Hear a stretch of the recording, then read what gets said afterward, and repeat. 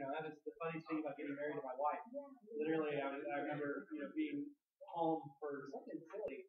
Um, so we were never in the same, like upstairs. We're never in the upstairs. So I'm always working and she's asleep, or I'm always working, or she's, like, and we're at the computer desk, and she's like, so let's think about getting, hello, good evening. Why are you And so it's so funny because literally she's like, let's get married. And I'm like, okay, hold on. 4 seconds later, I'm like, yeah, the appointment on the 26th of August. Done, over with. See, okay, sounds good. It's like, wow, that was a lot easier than what everybody always told me it has to be in order to get married. And it's fun. I'm glad I learned that. And didn't drop that half a house payment or a car or anything like that on some of that fun stuff. So let's move things like this around. So, is everybody excited for the main course? Yeah. Not really the main course. For a lot of people, this is actually the appetizer.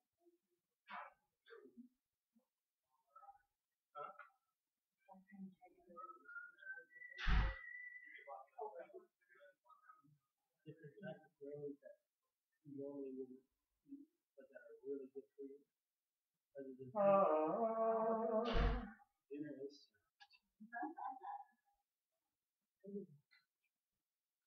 aloe vera, the big one? oh yeah. Really? That stuff's slimy. I know, but that's slimy.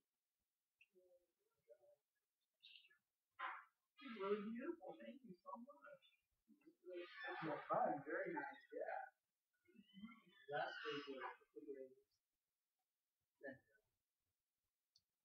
It was really good to really keep those to try it. Eat it and eat it.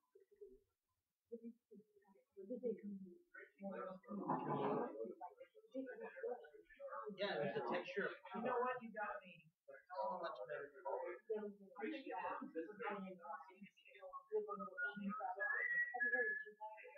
Everyone knows what kale is. That's what I was saying. Collard greens? That's what you are. That's rainbow chard. It is? Our son has sharp grown like a forest. Out of control. Good. Throw some sunflower oil and some bacon bits on that and call it delicious.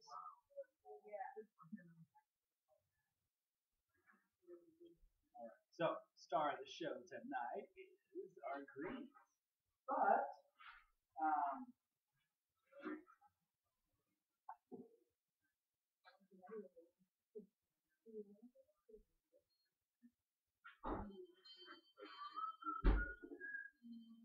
Let's get serious. What are we doing here? I would also like to try the one natural. It blocks out all the bad light. That's only the good one. That's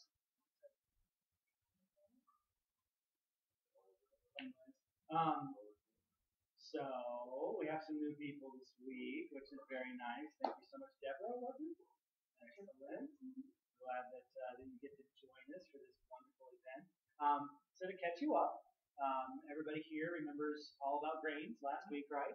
So we all went through a few of the very healthy, non-gluten, low-gluten, being able to actually learn how to eat grains in a better light and understanding. And a lot of times it just takes a few little select choices in the process to actually understand which grains are good for yourself and which it's still picking me up a little bit, right? Yeah, but not much. So I have this doing the audio here, and hopefully when we go to I don't want it to play back and do an echo. That's not No, just enough to pick up the higher the gain. yeah. Maybe just speak up a Should little be bit. fine, right? I mean, Stop whispering. We'll hook up the mic tomorrow, yeah. and then we'll put the mic right into the computer. Yeah, that'll be easy.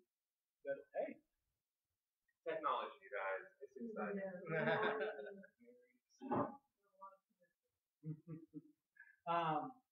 So this week we're going to dive into understanding endive. No, greens in general.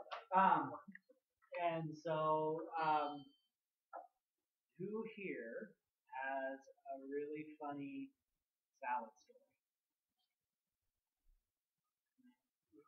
Not off or something. Somebody else raised their hand. When I was a little girl in Minnesota, we had this rhubarb patch Okay. in our backyard. It's not necessarily a salad story, I guess. It involves green. When I was little, I would walk out to the back of the house and pull up one of those stalks of rhubarb and come in and dip it in a sugar bowl and sit there and eat that whole stalk. Oh, very nice. Yeah. Minnesota thing. Minnesota thing, exactly. I feel like No, my favorite thing to do is to literally walk out into a big old row of sugar snap peas and literally lay down, kind of like those little Greek goddess movie thingies are showing a person being fed grapes and just sit there and eat peas all day long. Just take a bucket and enjoy them, let them eat them. Like I say, it's just tons of fun. Everybody kind of uses greens as I should be healthy. It's more of a beat me to the due to the point. I like to really get an expectation and understanding on the medicine of greens. That's really I think the more impressive and appropriate ways of kind of understanding this, because there's a very unique process versus like what we talked about with the grains. The big takeaway was, for the most part, your life should not be sustained on grains. They're there to help support you, especially in trying times, but they're not the main staple stay of the everyday diet. That's where we're getting into trouble. Greens, on the other hand, have this continuing refreshing way of being supporting of our bodies all year round, depending on what time we do this discussion. So when food freedom is done in the middle of winter, this is kind of the plate that you get off of. And it's amazing what we'll learn as we go through this evening compared to what happens when we actually look at our green plate. Sorry, definition of food freedom. So food freedom is the idea that you actually can maintain and balance your own life, making your own conscious decisions in your own food choices to benefit your body and therefore be free of sugars, free of the actual processed food addictions, free to actually make healthy choices that you know support a lifestyle to where you can be, out of this system. And really, this class kind of lends itself to the more advanced level of horticulture, and that is getting people back to the idea of growing their own. That's where food freedom takes a whole another level, and I have another group that I actually do a lot of discussions with. It's a survival and prepping sort of group, and it really is all about the idea that do this for yourself, and you literally can be free men, free peoples. We go back to not just using the stereotypical phrase. But the strongness in this is why we were able to fight a revolutionary war. Everyone knew how to take care of themselves, so when the collective group came together, they could fight anything on the outside and win well. In fact, when we came against ourselves and fought a civil war, we were so strong in fighting each other because everybody was still good at taking care of themselves that we actually did a pretty good job of tearing ourselves apart. Fast forward a little bit, we go another 50, 60 years forward. We take the advancements of World War I, World War II, and we go out away from our actual land and we fight there, and we're strong at it. The thing that shows me that we're actually losing something that we don't really know how to quantify it is we couldn't do that today if we tried. Our system would not support, and you can see how it's failing in all the Middle Eastern conflicts, keeping an actual fighting force alive because no one knows how to do it for themselves.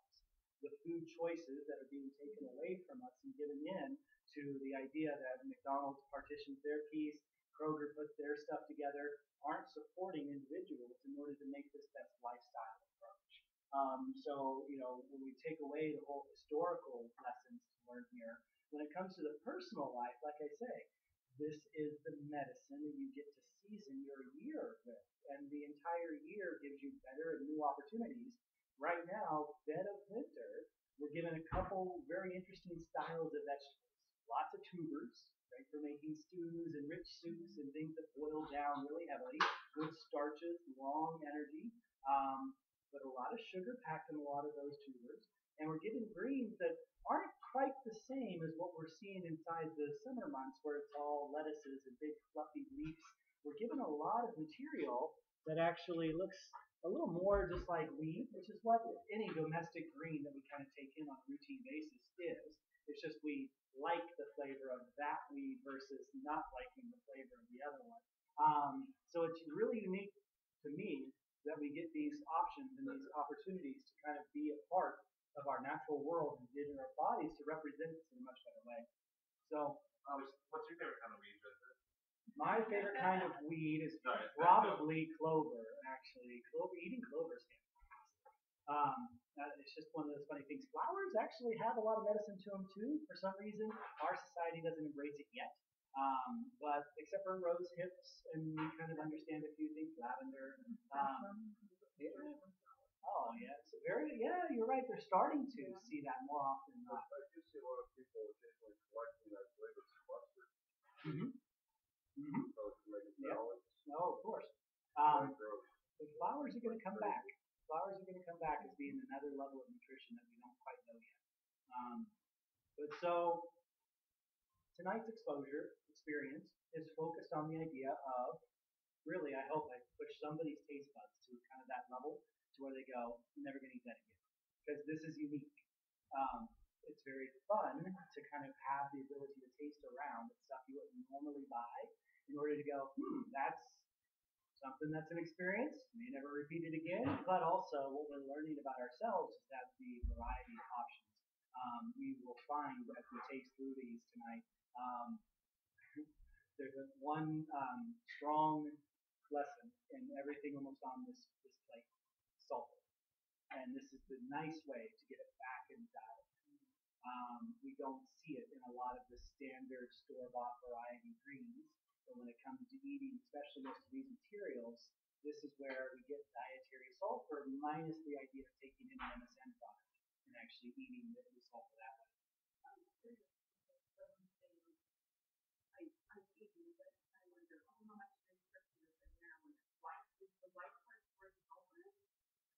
No, quite the opposite for the most part.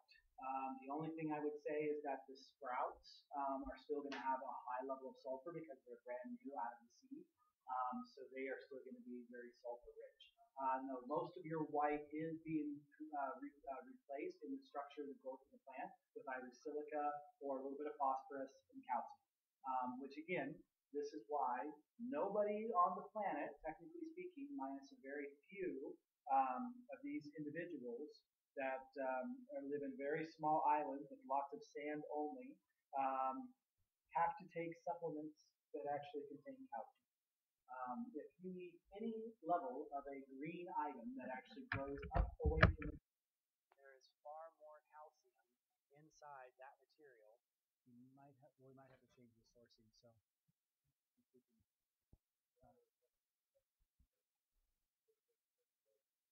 because actually there's a sulfur fixing bacteria that has to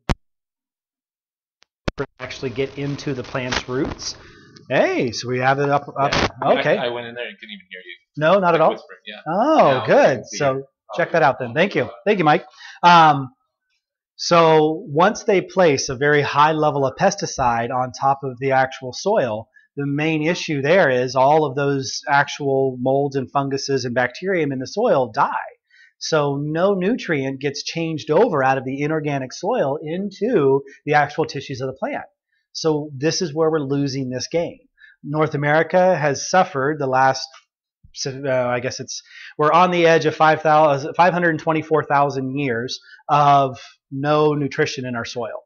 That's the last time that Yellowstone exploded and actually put a thick layer of ash across the entire United States. It's the main reason the breadbasket was the breadbasket for the time that we had it. The Dust Bowl took most of that way. And when the Great Valley of California actually maintained all of its good, rich soil before it got eroded into San Francisco Bay, then we actually had a good amount of topsoil there too. Most of our country is completely deficient in topsoil now. So that's a big problem.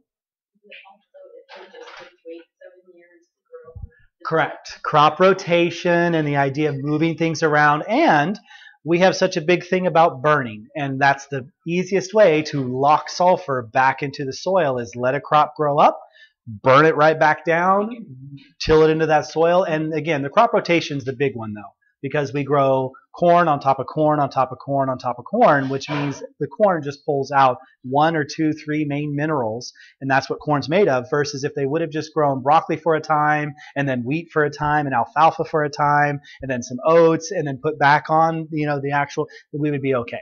But the thing is that this was the way a family supported themselves in a local community. This isn't the way you support a global empire of food distribution that we have now. And that's one of those beautiful things that the locavore concept grew out of, the idea of an area growing enough food for themselves.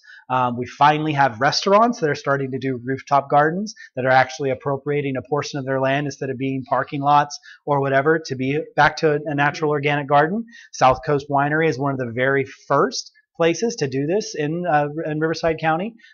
So it's amazing, because if this becomes the new norm, then all major kitchens and restaurants will do some percentage, as close as they can get to 100% of their own produce on site, which is amazing. It's actually a beautiful concept. So we're, again, struggling through the whys, and I'll get into those a little bit now for winter greens. Greens during the summer, extremely detoxifying. That's kind of the point and purpose of them. Green drinks, green smoothies, all of the greens that we see that are very available allow for the body to flush material out that's been stored through the winter and into spring. And that's kind of the nice cycle to get your body used to in this process. Cleaning the liver, getting the actual kidneys to flush, putting a lot of the bone density and the muscle growth back on. And then the idea is we go back into winter and the body goes back to regeneration and storage, and not so much towards the idea of detoxification all the time. So it's unique because as we eat through some of the stuff tonight, we're going to see how fun you can start making a lot of your general food items on a routine basis to kind of spice it up. And that's the unique thing, is you don't need a lot of stuff put on top of a salad. You just need to change what's in your salad, and it can become extremely flavorful and very delicious. So The process that the body going through this winter summer process in a temperate climate, is the body still doing? oh, of course. Of course. It's not so strong on the equator because obviously the sun doesn't change that much. As the farther you get away from the equator, the stronger the actual reaction is. And again, it's very unique because bone density changes, fat content in the blood changes. We see a lot of this, really represent our distance away from the equator as the big signal to the system as to whether or not you'll go through a major, dietary change. In the more temperate climates, and especially the harsher, high Arctic climates, have a much severe case of this. Most Scandinavians, a lot of the northern Scottish, all the way over to our Eskimo populations that still do exist.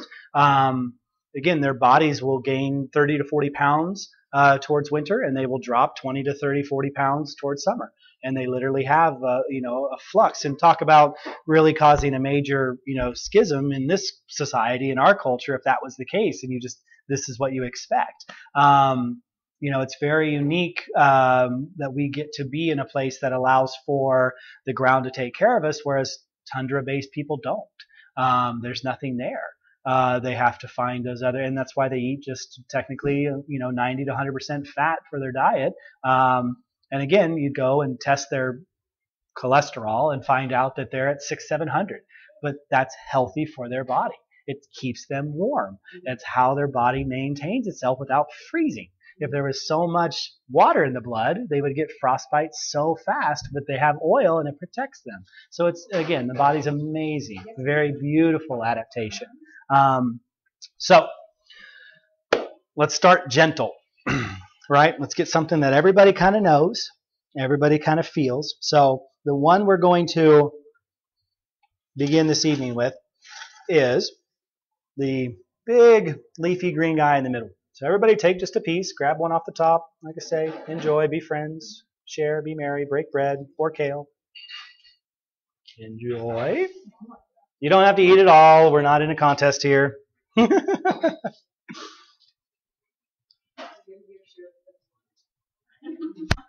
And so, again, the main point of this evening is to see what this actually tastes like, how it feels, what the system is here for eating, something that maybe you don't think of every day as being part of a good general salad. Just in case you're not eating the whole, piece of this. This is actually a different style of chard. Most people see the red chard all the time. That's the one they kind of identify, the Swiss. This is actually called a rainbow chard. Hmm? Yeah, see? What's everyone kind of notices the main flavor or what stands out to them?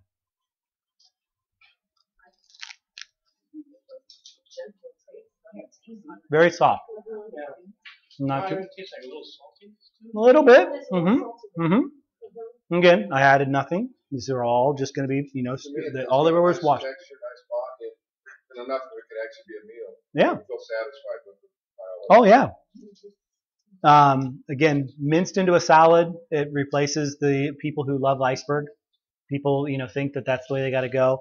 I have seen a lot of people wait to actually finish and cut the stalk center out and actually braise those as a very kind of unique texture because it actually kind of cooks and almost goes to a kind of a spinachy sort of texture to it.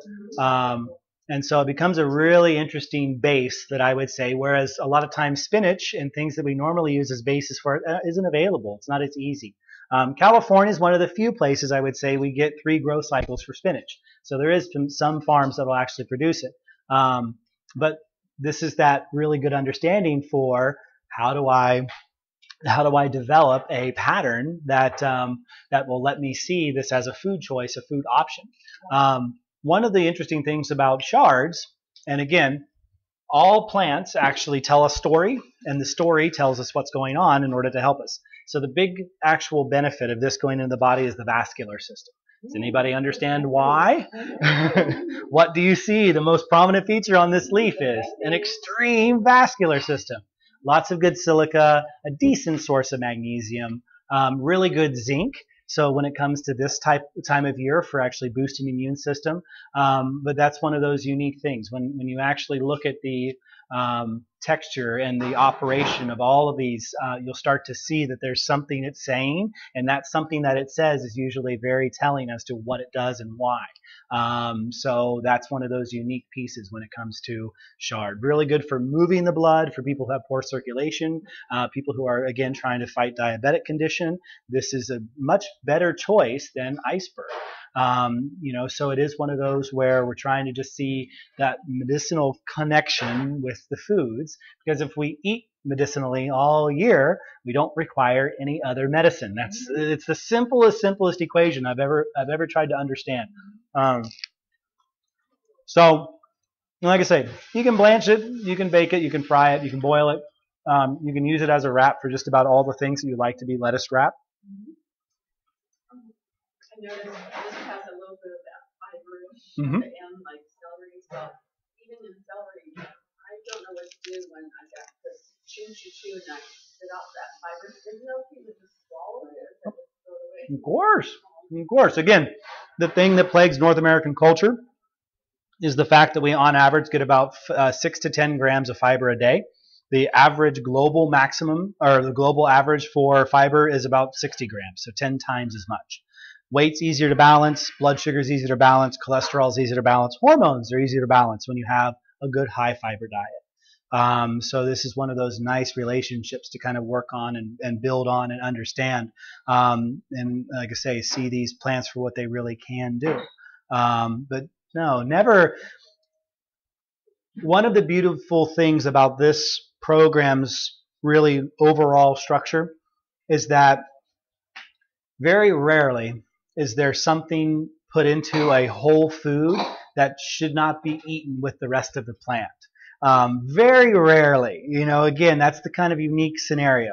And my proof in point is that really avocado skin doesn't taste good when you blend it in with the rest of the avocado. It can be chipped up, and yeah, there's probably a ton of mineral in that really thick, black, leathery kind of skin. if it doesn't make guacamole taste good, then why add it? On the other hand, though, that nut, that seed that's in there actually should be ground right with the rest of it when you're making a really good avocado, and it's amazingly delicious. So that's the funny part. I don't know if you guys know anybody who eats all the apple. Anybody here actually still eat all the apple? Okay, so eating the entire apple is actually the only way to see the depth and the layer of all the benefits that come away from it. There was something bad in the seeds. There is. If you are very routinely and very consistently Johnny Appleseed eating 5-6 apples a day for a very long time, there is an acid inside the actual seeds that does cause problems for some people. And again, it is. So, so that's just one of those where, don't eat too many. But the idea is you can't eat it all. There's nothing wrong with that. Go ahead.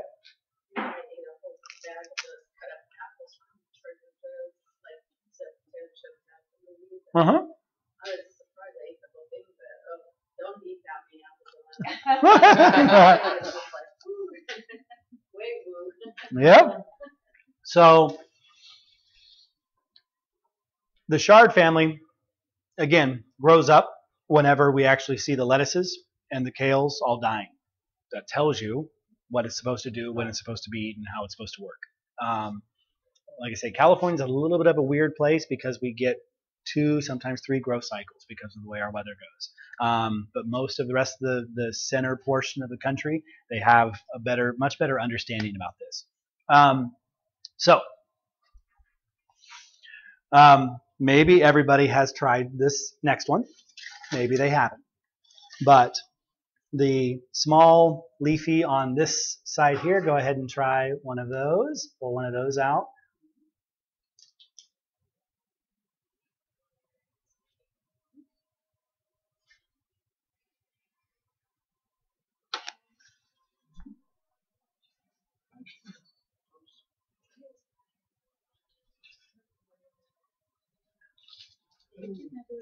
Oh, of course.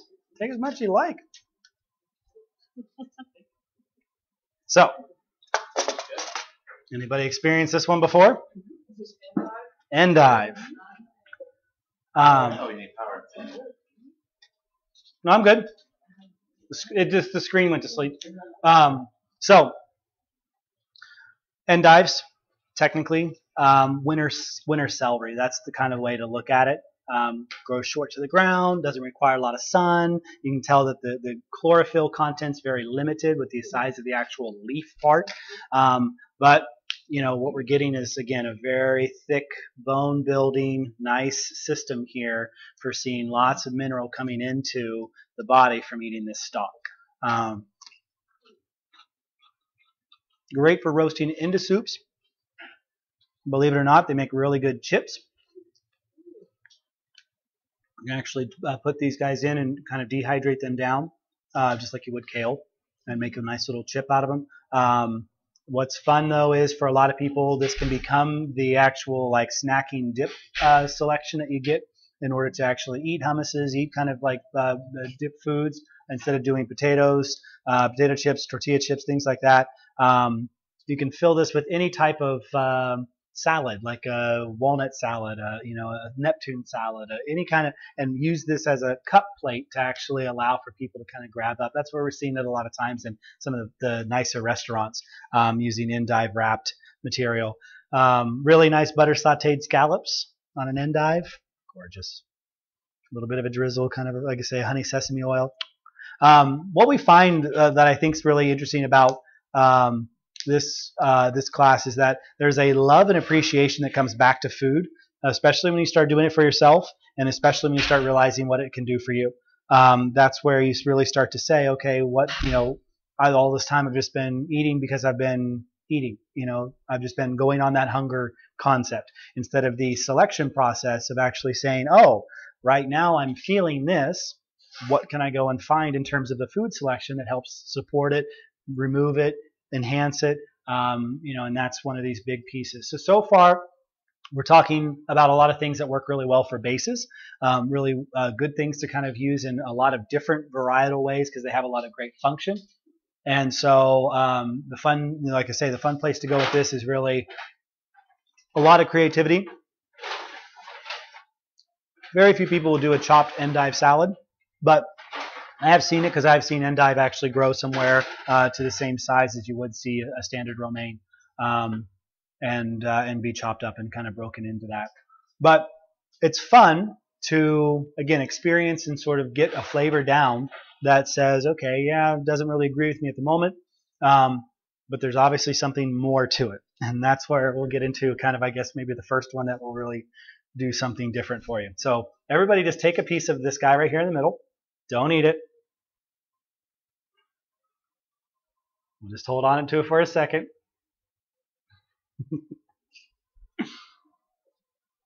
Yep, right here, this pile. This one Yep. Any little piece. looks like a river. Hey. All right. Since someone let the cat out of the bag. The idea is, really, first thing with the arugula is smell. See how it actually has just such a distinct high-end sulfur-based smell. That's what's coming off of this plant. And again, if you just like squish it down a little bit like you would peppermint or any rosemary, you can get that hydrogen sulfide that comes away from it. And that's one of the best things for taking care of that liver. So, Taking care of the what? taking care of the liver. We had a ton of this growing wild because I had some plants out there and then the seed went and I just went around and threw it around. Oh, yeah.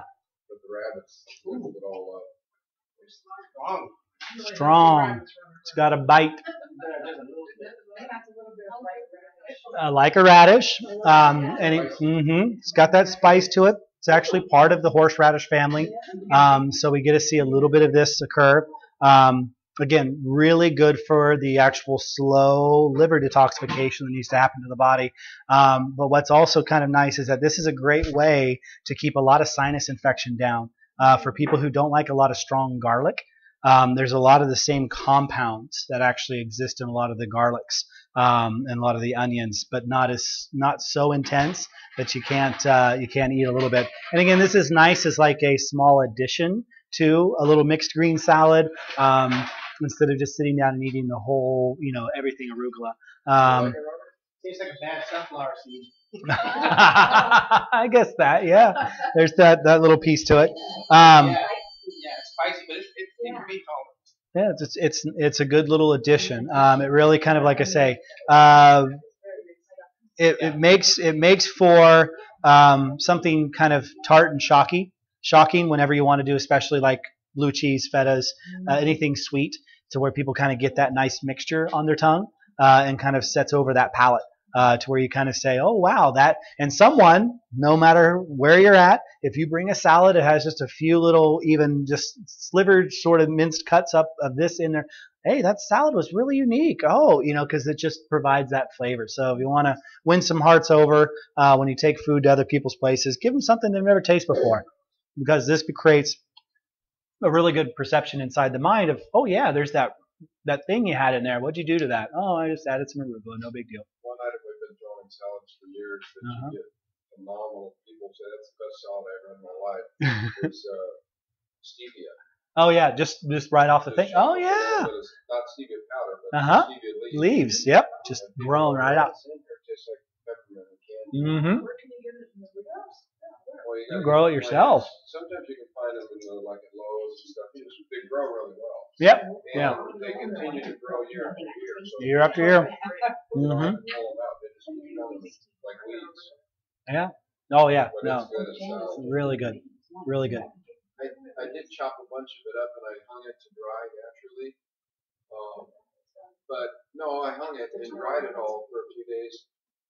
But it tasted like it smelled like weeds. It was all done. Yeah. Went to that more bitter side. The biggest thing I would say is you got to have an actual a very high sun intensity location that concentrates to where you really kind of dry it out a little bit faster. Instead of letting the actual crystal sugar not get concentrated, and that's where again, it's just I did it in the middle of summer in Elmsford and hung it outside. Outside though. Yeah, it dried in a matter of a few days. It was crispy. Yeah. But it's still, when you crumbled it up, it's all weed. Water content probably maybe too high. That's another thing about plants. When you want a certain material out of it, cut the water off. So if you just have your own harvest it, before you harvest, that way any kind of that's what they do for grapes. I'll let them start to kind of Yep. build. Let them. Well, it's not so much that they start to wilt. It's that you take a grape each night around 9 or 10 o'clock at night and actually peel it off, and then you throw the peel in one jar and the actual grape in another jar. And then you have two different compounds that test the sugar concentration. And what you find out is that there's a certain spot where the water ratio to the sugar concentration is exactly right, and then you tell everybody, okay, pick it now. And you have that whole evening to try to grab all the grape that you can off the vine. Otherwise, you get a very high varietal when it comes to doing that. So when it looks like for stevia, to get that concentration, I would cut the water back, let it go a little bit dried out and desiccating and kind of wilting. And then that's when you would pull the actual material up. And the other thing that really helps for people who are drying for the stevia is to pull the root out. And actually dry the whole plant. So that way it actually stays alive and it'll try to keep producing its compounds while it's drying. So there's a little bit of the people who do other things with weeds that helps. Yeah. And that's where I learned that. So yeah, does a good job. Makes them crispy. So arugula is very interesting. Again, tapping a part of the actual tongue we don't see working. And there is something too, again, like we talk about the idea of not tasting your MSM and it not being as medicinal as when you taste it. So here you're kind of seeing that connection of eat a little bit of the arugula, make it part of the, some sort of, detox package where you're being more focused on giving the liver all of the beet juices and beets and all of that through the winter. And then actually, using the arugula spice to kind of allow for slow detoxification to be occurring. So that helps. I would think that for me, all this stuff, the more when it's new and interesting, the more you take it, the more you enjoy it. You kind of acquire a taste for it. Like the arugula, I love. Yeah, you gotta love arugula. The first time you try it, it's different, but I think the more you have in your body, realize, hey, that tastes pretty good. Yep. Yeah. And again, it activates a different center of the tongue, which means it kind of massages a different organ. And that's kind of the fun part of being able to go through a lot of this. So arugula is a lot of interesting stuff there. So we're going to move on to the material that's here in the corner. Take a little bit. Yeah, like I say, this one's kind of fun. Sorry, you're fine. Eat it or wait? You can eat it. But don't say what it is. See if anybody can pick this one. I'm sure some people have been exposed to this one a few times over. It is different, huh?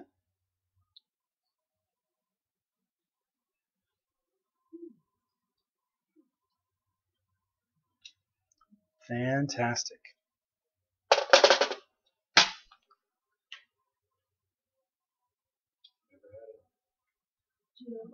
No, I've never had it. Anybody know? Uh-huh. I like it though. Yeah, like coated. Yeah. See, that's Like buttery, oily. Mm-hmm. I like it.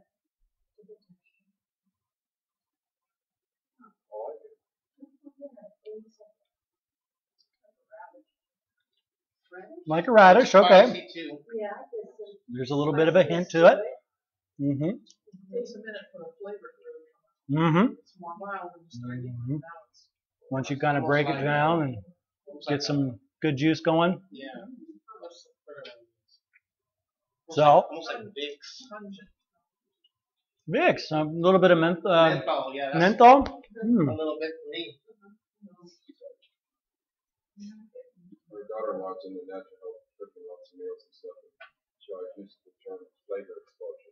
Oh yeah, oh yeah. Because again, this one's a little unique because it actually activates two main centers of the tongue, sour, bitter, at the same time. So you're getting something that's like a little bit if you bit a lemon, but not quite that citrusy. And then you're kind of feeling that, again, that sulfur's coming out, kind of like the arugula had, to where you can kind of go, yeah, there's that extra punch to this one. This is called watercress. So this is, again, just one of these beautiful weeds that grows everywhere you could possibly sit down. And what's unique, more so on this one, is that the actual, again, the leaf tells a story, and the way that it actually grows. Um, so, anybody actually think of an organ represents? Eh, think lower. Kidney? Most people don't. Well, that's not an organism. That's the avocado. So,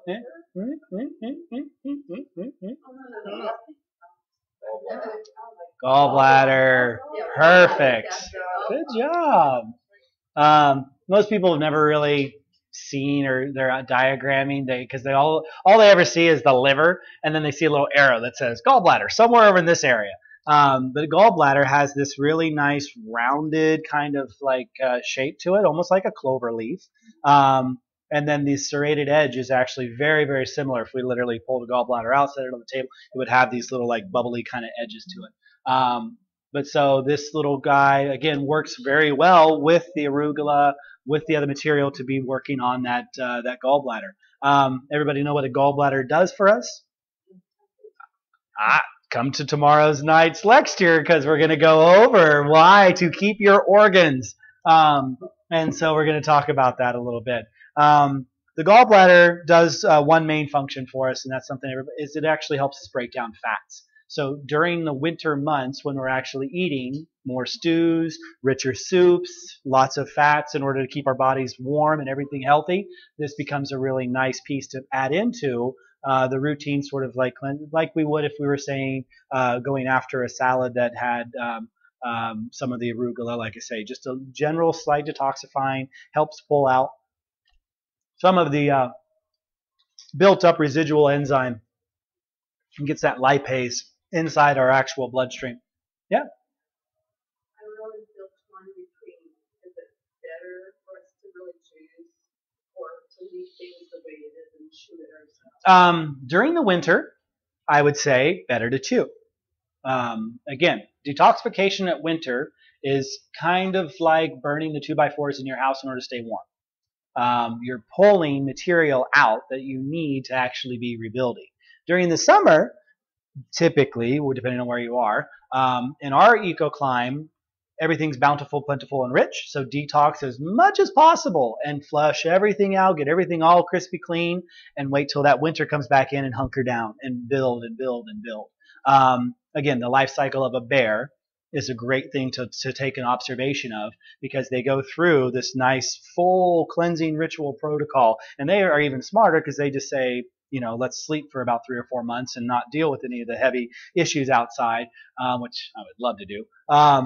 But we get this understanding that they actually go through the spring feasting on the actual fresh proteins, all the berries. They go through summer getting large game. Then as soon as they start to see that, that sun start to set back towards the other direction, they start eating a bunch of tubers, as much, stick and root material they can. They start finding all this really good, rich grounding, ground penetrating material. And they're just shoving themselves full of all that, because it keeps them actually going to where their bodies will be fine during that whole hibernation cycle.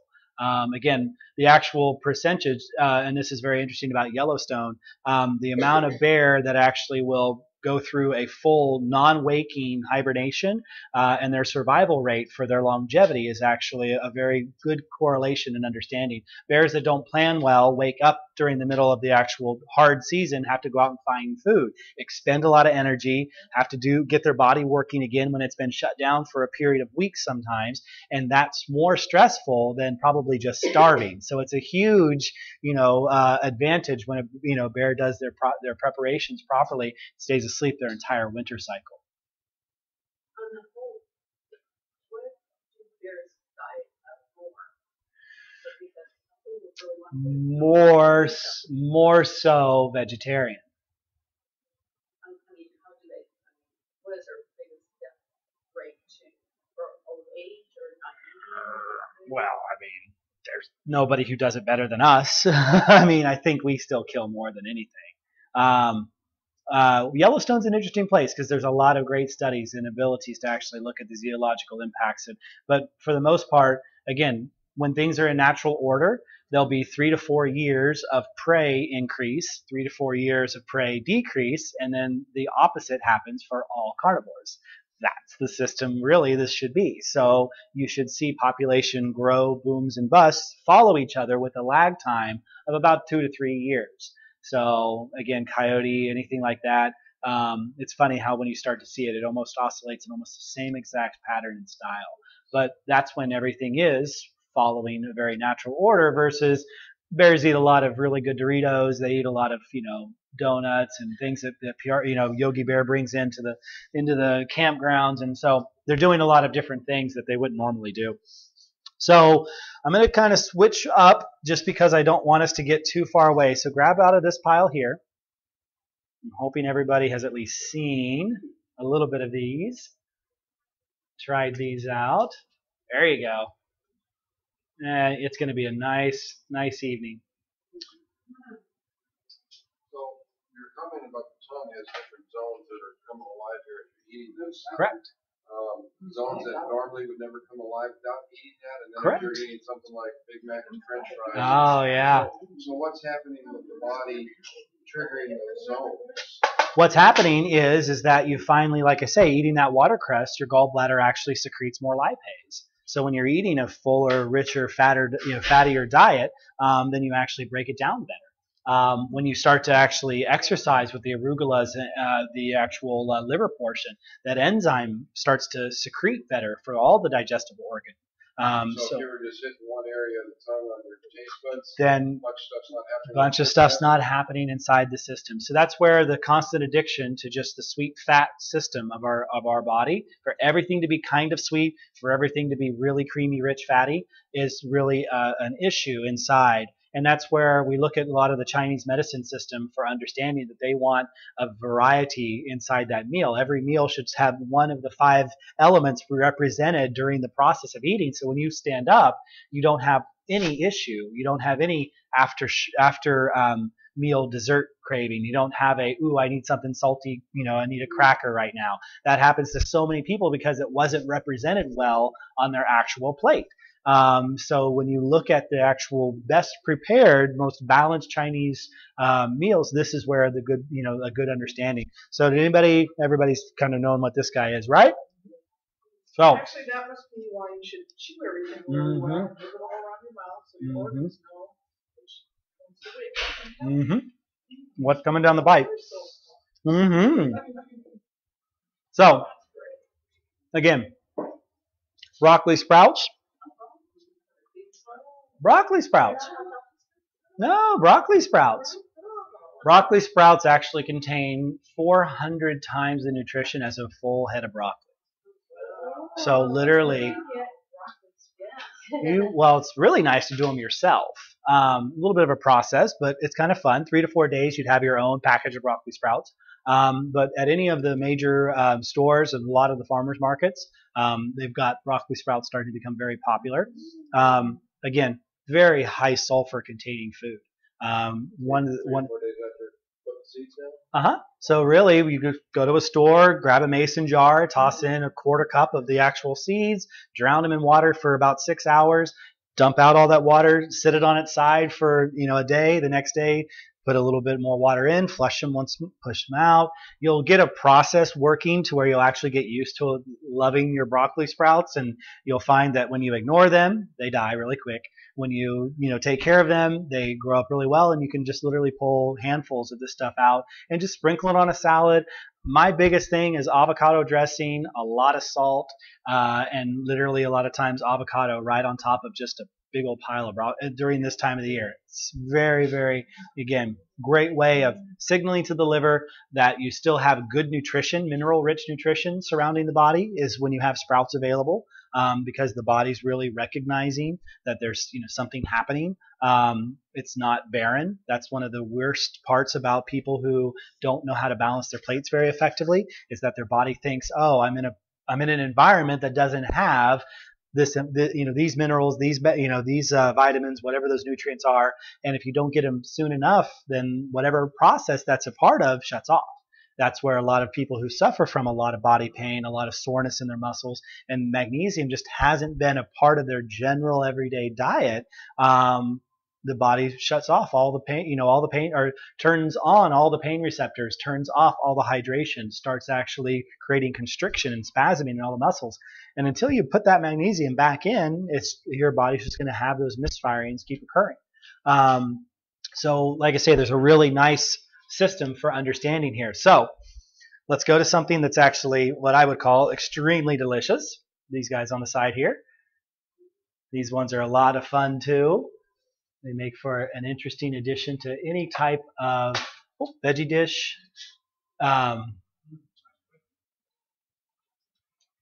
You're fine. Carrot? Okay.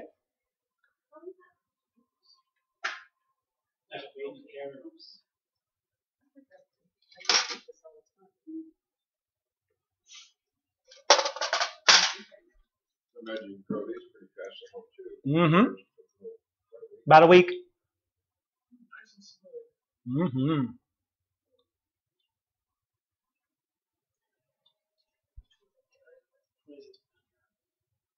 Anyone ever eaten these before? No. These are baby sunflowers. Aren't they delicious? And again, the highest protein containing sprout of all the sprouts. Very delicious addition to the routine salad structure. You can do these all year around. I honestly find that sunflowers are just always good.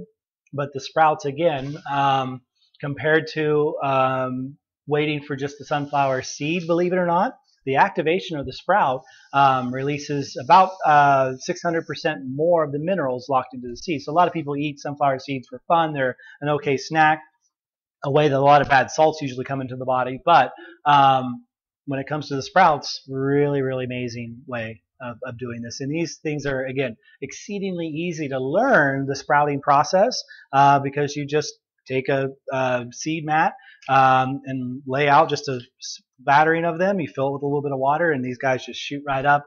About 3 or 4 days, they spiral to the point to where you can finally see the leaves pop apart, and then they literally green up real quick, and they just have a ton of nutrition in them, a ton of protein. Really, really good addition to the body. And another one that's, like I say, just really simple and easy to make a fast salad because you just grab a handful, throw a little oil on it, some salt, and you're fine. No real extra prep required. So the other big thing, though, about a lot of people who experience eczema towards the winters much more intensively, this is one of the best vitamin E donors to actually allow for skin healing to occur on a routine basis and to really kind of replenish that we're kind of missing out. Because most of the vitamin E usually does come in during the actual summer months. So this is a great way to, again, be kind of doing something towards the winter to really allow for all of the tocotrienols and tocopherols to kind of increase. So that's the compound that's what's making the high vitamin E. So good for oleic acid, good for alpha-linoleic acids, good for 2 or 3 other the EFAs. Like I say, very good protein donor. Just delicious. That's one of the few that I can say. It's just really, really, really a pleasing one. So we've got a little bit of an interesting. So whichever piece of the chunked up little guy right there in the middle that you would enjoy. I was gonna throw some lemon and some salt on that one. You like that? Now you got the big one.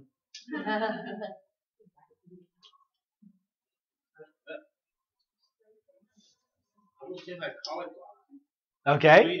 Yeah.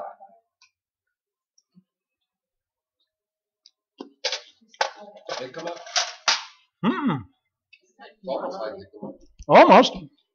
Hickory is a little more fibrous and more water rich. Yeah. So it doesn't have that really good mineral material. Really good. Don't say what it is. Everything I picked up on the way over here today from Roots. Everything on this tray. So the sunflower sprouts? Mm-hmm. Mm-hmm. You grow your own broccoli sprouts? I do. Okay. I like to. I think it's one of the few ways I can still say that I'm gardening on the annual basis. But all of these today were, like I say, literally I wanted to make it when I showed up tonight that anybody can do this. Anybody can grab these items and use it in different ways. Do you have your guess on your name? I've had it before. It tastes a little bit. There's a little bit of radish. A little bit of the yep. Radish family. I've had it. I don't know what It's called kohlrabi. It's a what? Kohlrabi. Kohlrabi. It's similar to the radish family. What's that? Wait, what? Is it Kohlrabi. What does it look like? It's red, isn't it? No, it's green. No, all I did was chop it. So let me see if I got one here.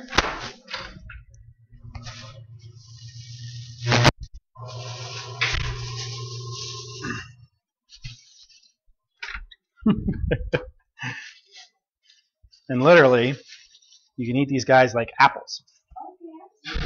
Oh, I knew it was round. Oh, but you must have peeled it. Peeling it helps. There's more nutrition in the skin though. It's just hard to chew if you keep the skin on the outside.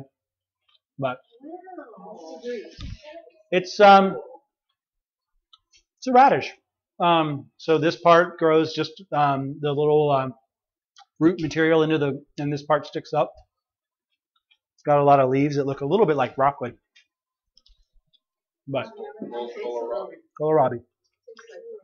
A little bit on the broccoli side. And its benefits are. The unique one about this one,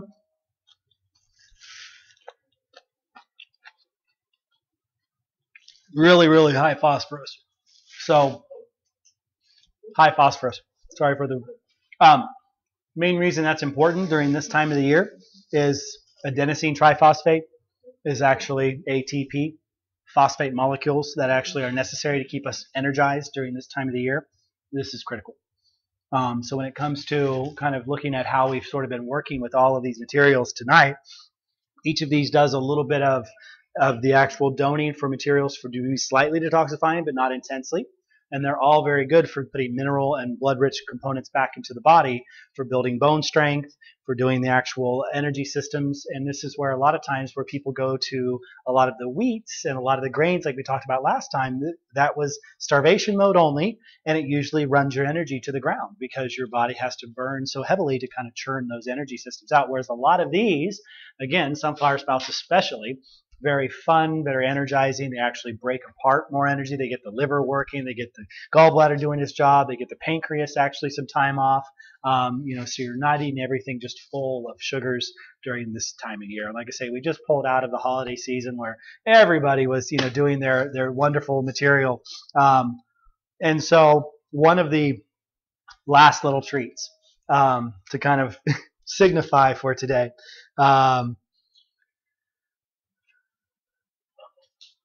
You have that growing at home, or is it something you buy at the store? This I bought in the store. I was so surprised because I was going to bring a chunk out of my house here. We have a bunch of those growing, and I've never tried it. Never? No. Oh, you got to get out there. Yep, here. Just go ahead and take the spoon. Can you do it? I don't know if I can do it. You know what it is, don't you? Yeah, it's aloe vera, isn't it? Yep, aloe vera. I know. Talk about the health benefits, and then this. So, this is by far the most digestive cleansing and very healing material for all of southern United States. Gummy bear. Gummy bear. Again, it's very unique because so many people are used to sweet aloe vera that's been. Just chew it. Can I just swallow it? You can. But this gelatinous material is really healing towards the digestive tract when it comes to actually getting the body to be restorative and repairing. That's not bad at all. Not that bad. It's got a great texture, even.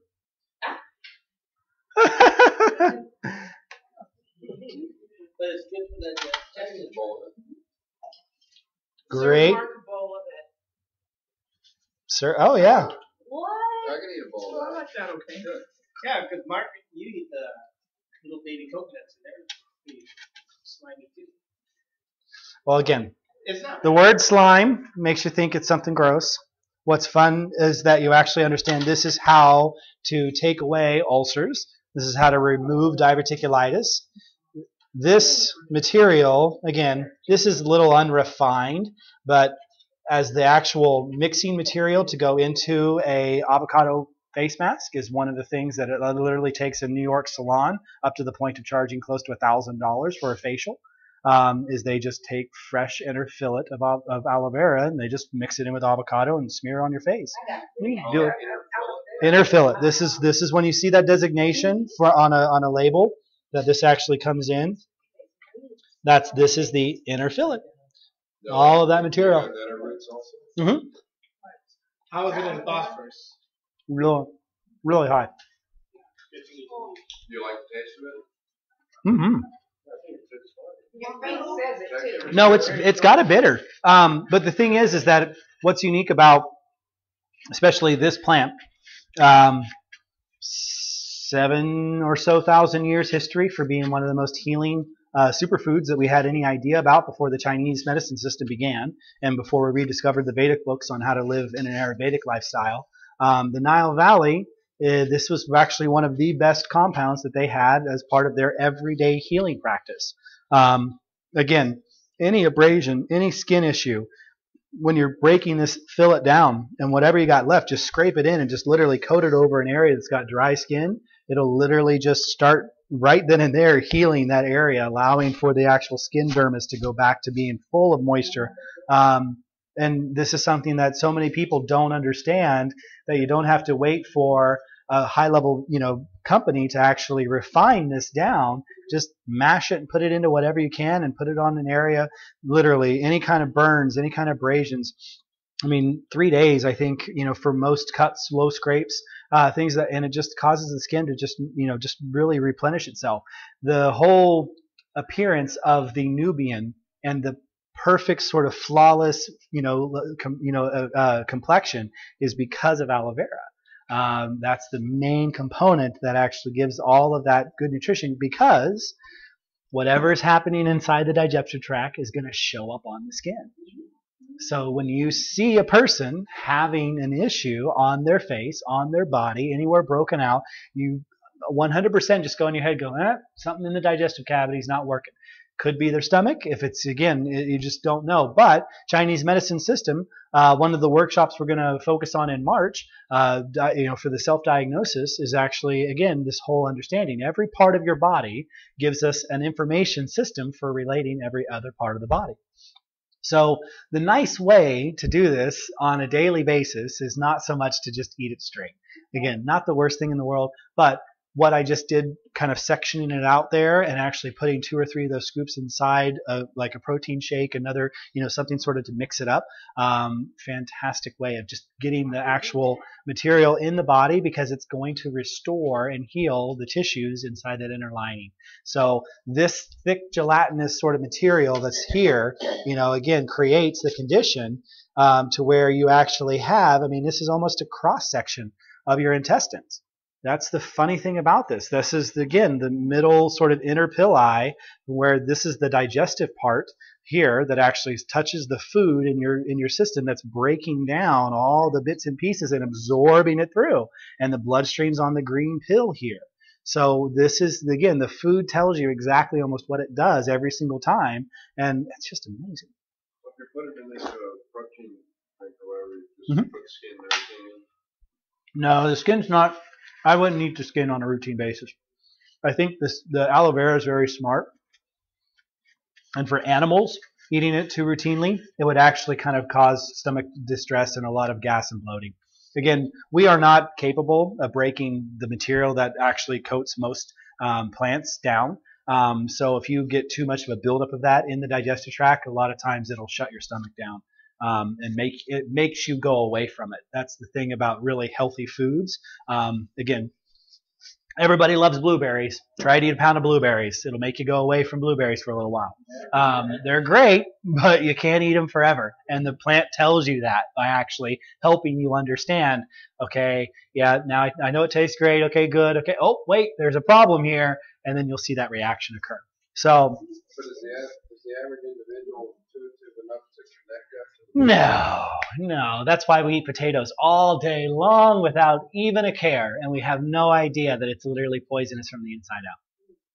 So How much is a good dose of that potato every day? I would say at least 2 to 3 tablespoons.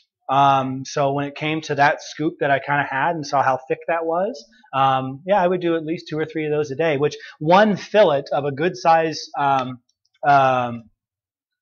of the aloe vera is probably 3 days or so. And again, it'll keep itself pretty fresh and clean if you just wrap it back up and put it back inside the fridge. Just inside like a Ziploc, just to where it's not being exposed to the air.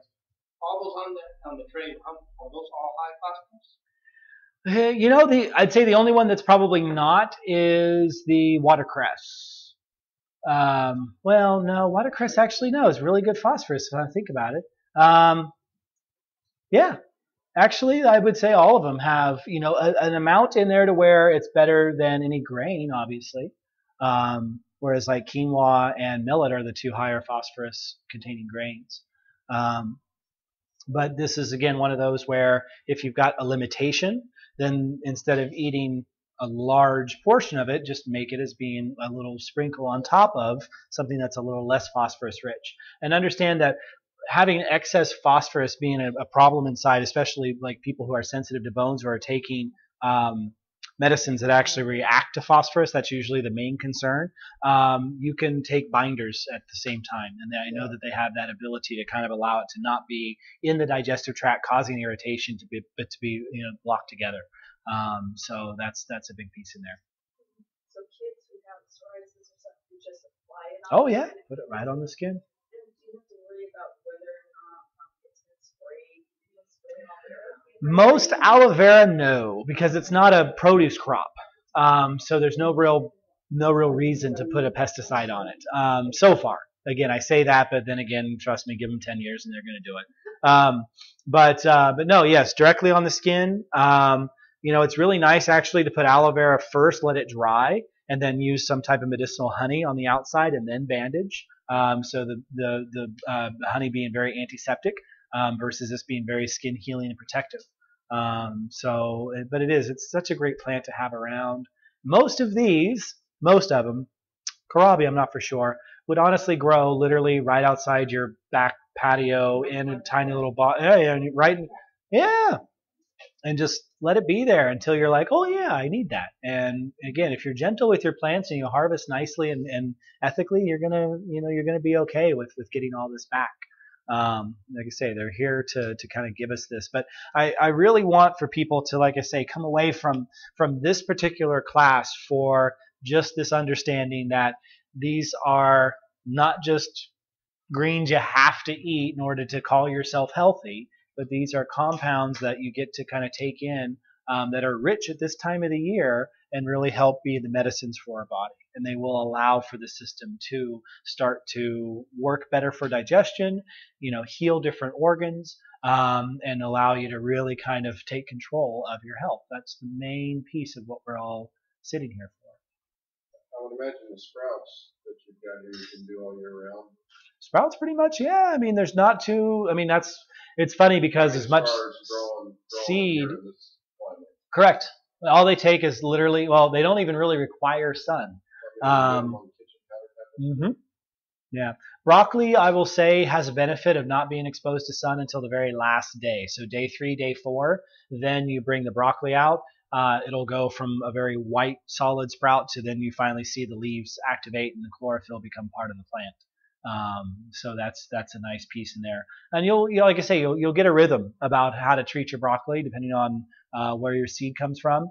But you can turn 25 pounds of broccoli seed into enough green food to survive families on for months just by sprouting.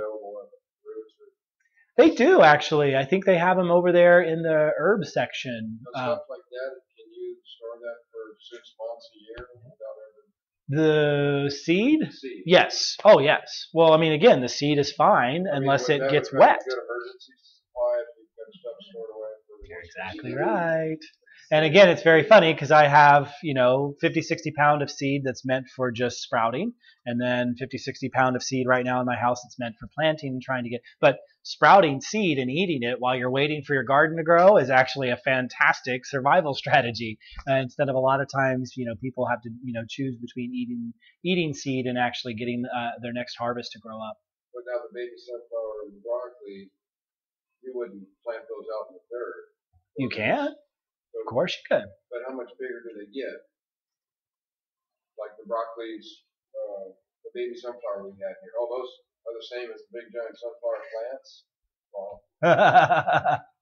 Yep. And again, if you're in the right time of year or the right season, you would just take 6 or 7 sprouts out to a planter box and let them be protected, because obviously those short little baby sprouts are going to be very big victim, prey for lots of animals to come in, and even your own. I mean, my cat gets my sunflowers all the time.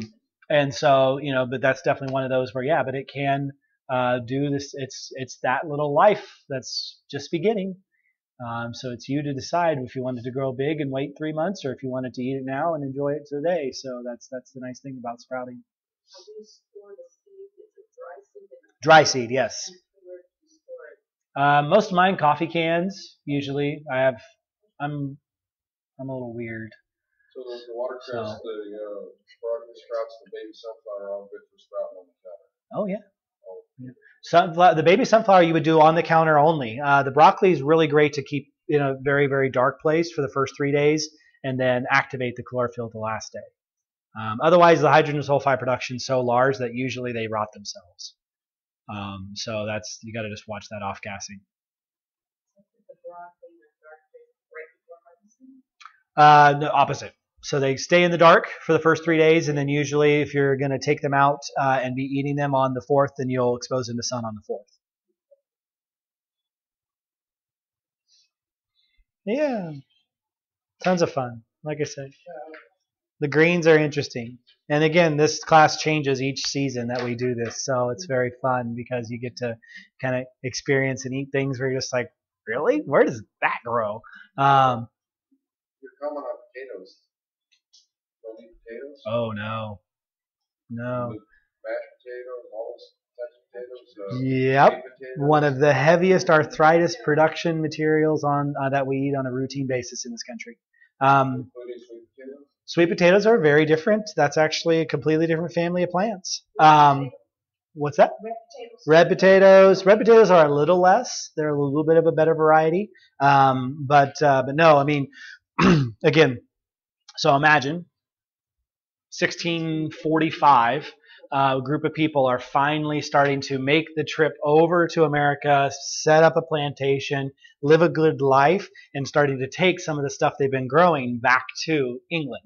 And they show up with these big, growth pots, these bushel things of these plants that they call potato, from actually the Iroquois nation there in northern New York at the time.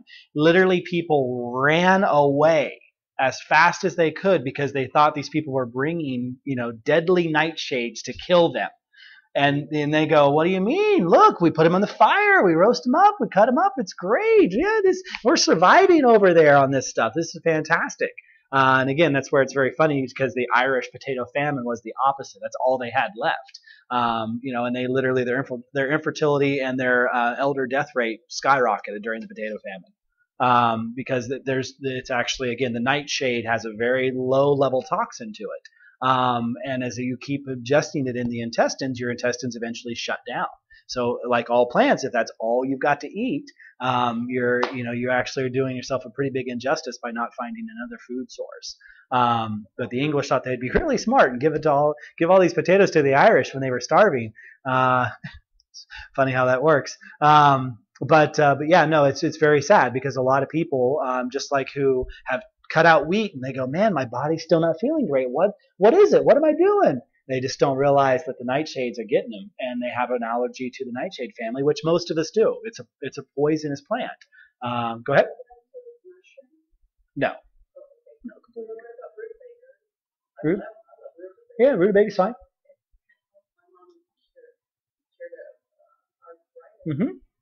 Rutabaga is fantastic. Yep. and that, and a lot of fruit, vegetables. Oh yeah, a lot of good roots. Just the potato family, like I say, eggplants, peppers, most of the peppers, um, bell peppers, things like that. They're all nightshades. They're all varieties of nightshade. If you're an inflammatory prone person who's has highly reactive conditions on the body, skin reactivity, joint reactivity, anything that's inflamed all the time, and you can't figure it out, and you're like, I've cut everything else out.